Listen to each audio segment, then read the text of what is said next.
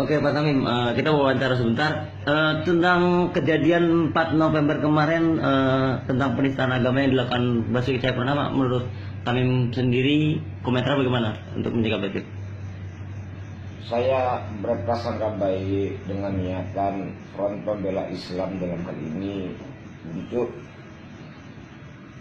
meminta pertanggungjawaban kepada Ahok sebagai pelaku penistaan terhadap Islam. Ya, jadi saya acungi jempol dalam hal itu. Namun ada hal-hal yang perlu saya kritisi pada saat terjadinya hal tersebut, ya kan? Antara lain prosesnya, ya kan? Kalau ini yang dilakukan oleh FPI itu adalah amar ma'ruf nahi munkar, maka amar ma'ruf dan nahi munkar itu adalah satu paket yang harus terselesaikan semua tuntas sesuai dengan tuntunan Allah dan Rasulnya.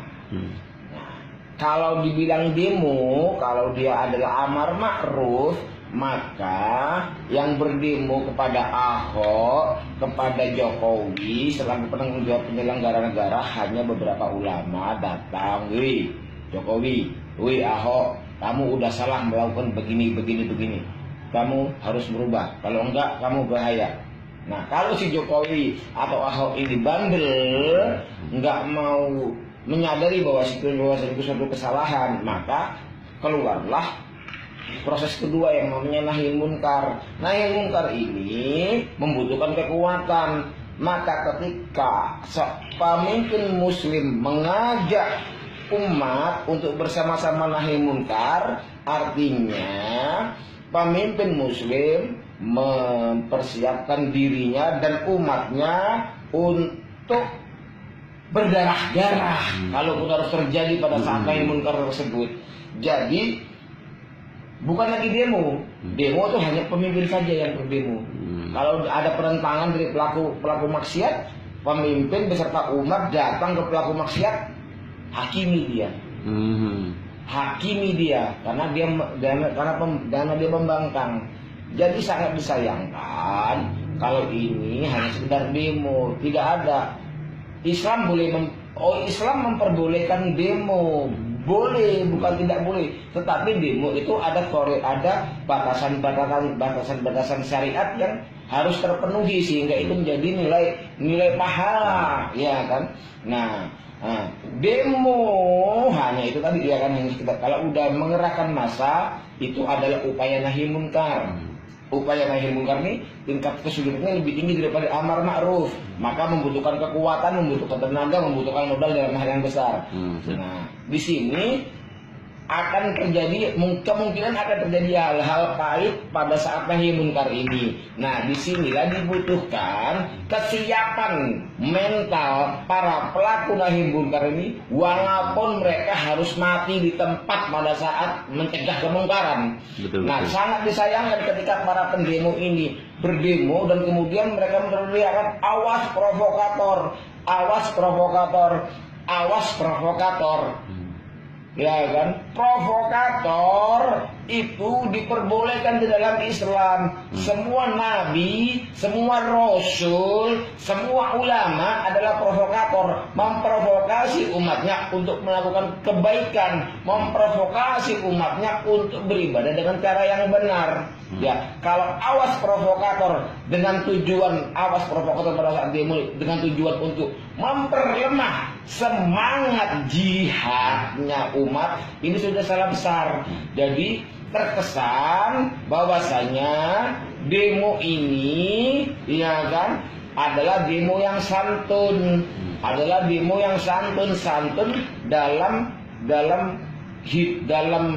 dalam anggapan apa? Tidak semua kesantunan itu baik. Tidak semua kekerasan itu buruk. Ya kan? Bahkan kalau suatu kejahatan yang memang mewajibkan pelaku kejahatannya dibunuh, maka harus dibunuh. Sebagaimana yang dilakukan oleh Ahok. Ahok itu telah melakukan satu kejahatan besar yang mewajibkan dia dibunuh. Maka salahlah kalau FPI menuntut polisi untuk menangkap Ahok dan kemudian menyidangkan perkaranya di pengadilan yang jelas-jelas tidak berhukum dengan hukum Islam. Pengadilan yang hukumnya buatan manusia. Ini salah lagi. Ini harus menjadi pegangan dasar bagi kaum muslimin. Kaum muslimin di Indonesia ini ya nggak usah takut menerapkan hukum Islam, menerapkan hukum Allah di negara ini, karena penerapan hukum Islam, penerapan hukum Allah di Republik Indonesia ini dilindungi oleh undang-undang yang melindunginya bukan tanggung-tanggung. Undang-Undang Dasar 1945 pasal 29 ayat 1, 2 dan selanjutnya itu memberi kebebasan kepada setiap umat pemeluk keyakinan apapun, agama apapun untuk beribadah sesuai dengan keyakinan mereka. Sedangkan di dalam Islam, ibadah bukan hanya sholat, bukan hanya haji, bukan hanya zakat dan puasa, saum, ya kan? Tetapi merajam orang berzina itu ibadah, membunuh orang kafir itu ibadah, ya kan? Memberantas kemaksiatan itu ibadah, ya kan? Nah, kalau ada seseorang yang melanggar hukum Islam ini, hukum Allah ini, diterapkan kepadanya vonis hukuman sesuai dengan apa yang telah Allah tentukan di negara ini, dipersilakan karena dibebaskan umat Islam beribadah sesuai dengan keyakinan masing-masing.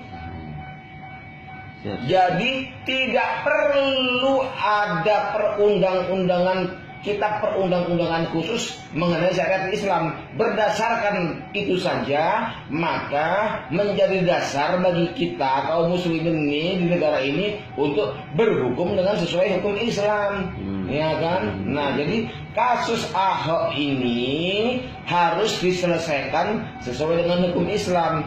Kalau Ahok diserahkan kepada hukum yang bukan hukum Islam, harus ditangani oleh polisi, kemudian menggunakan kitab undang-undang hukum acara pidana, kemudian divonis berdasarkan kitab hukum pidana yang vonisnya sangat bertentangan jauh dengan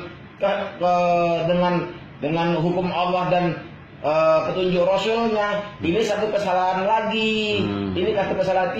Jangan mencampur baurkan yang Islam dengan yang bukan Islam. Kalau mau jadi Islam, Islam saja. Kalau mau jadi bukan Islam, bukan Islam saja. Ini adalah saran. Makanya kembali saya memprovokasi kaum muslimin untuk menerapkan hukum Islam di negara ini sekafah-kafahnya, semurni-murninya, tanpa ada rasa takut. Siapapun yang memenuhi syarat untuk dihukum sesuai dengan hukum Islam di negeri ini, hukum saja. Orang Islam di Indonesia ini tidak cukup hanya berhaji pakai hukum Islam, sholat hukum Islam, nikah hukum Islam, zakat hukum Islam, puasa hukum Islam, giliran berzina kagak pakai hukum Islam. Itu namanya beriman kepada sebagian, kafir terhadap sebagian. Tidak bisa seperti itu. Di dalam surah Al-Maidah ayat 50, ya kan? Dijelaskan di situ bahwasanya hanya ada dua sistem hukum di muka bumi ini, hukum Allah dan hukum jahiliyah, ya kan?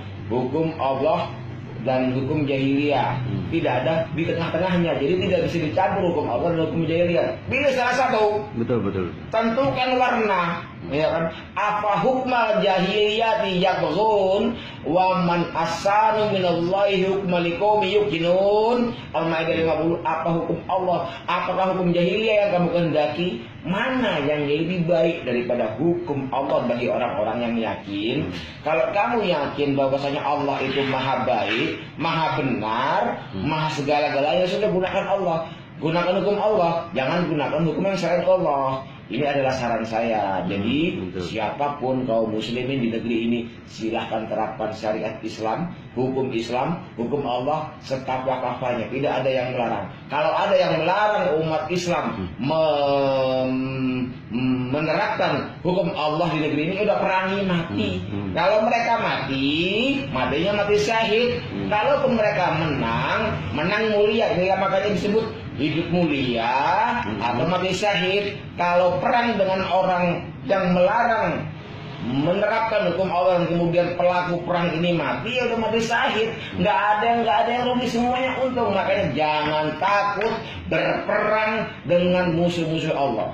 Mati adalah suatu kepastian, nah yang tidak akan bisa diundur dengan meninggalkan jihad dan tidak bisa dipercepat dengan berjihad. Sekian. Siap. Assalamualaikum warahmatullahi wabarakatuh. Terima kasih penjelasan dari Waalaikumsalam warahmatullahi wabarakatuh.